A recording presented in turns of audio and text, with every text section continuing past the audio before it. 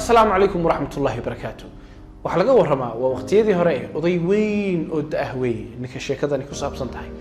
Odaygan waxa uu saaran yahay markab, dabeedna markii uu rabay inuu ku soo xidho dekadii ayaa meel xoogaa xeebtii ka fog yaalku ku soo xidhanayay ayuu markabkii istaagay. Dabeedna dadkii meesha fuushanaa oo dhan ayaa waxay isku dayeen in markabka iyagoo saaran ay ka boodaan dabeedna ay gaadhaan halkii barigu ahaa oo masaafo xoogaa aad u dheer ah. dabeedna dadkii oo dhani mid waliba oo soo carara dhexda markuu marayo ayuu karaar jaba dhexda ayuu biyaha ku dhacaa.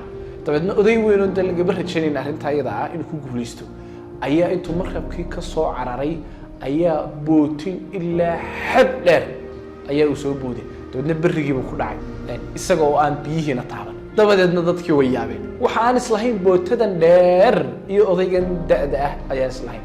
dabeedna odaygii bay weydiiyeen sirta ka dambaysa xooggan iyo awooddan iyo firfircoonidan aan caadiga ahayn. dabeedna wuxuu ugu jawaabay xubnahan adeer aad arkaysaan markay yaraayeen ayaanu ku dhowrnayn ku ilaalinay cibaadada ilaahay. dabeedna markii aanu weynaanay ee aanu gabownayna ilaahay baa noo ilaaliyay.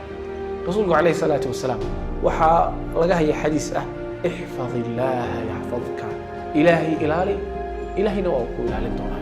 soo ma taqaanid waxaa loo yaqaano maalgashiga. maalgashigu waa lacag soo qaad dabeedna fikrad ganacsi baad ku dari ama shirkad soo kacaysaad ku dari ama shirkad in badan soo jirtaad ku daraysaa. dabeedna lacagtii yarayd way ku tarmaysaa waanay ku badanaysaa heer ay ku gaadho marka waxa weeye waqtigu uu dheeraado lacag badan oo dee wax ku tarta. haddaba maanta oo aad dhalinyar tahay jirkaagu wuxuu kaaga baahan yahay inaad maalgashato.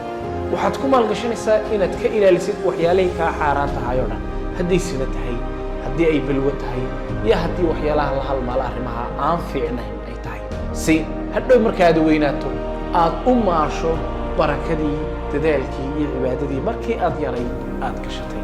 jirkaaga wuxuu baahan inaad maal gashato si fiican u maalgasho waayo hadda ayaad taagan tahay waqtigii la maalgashay.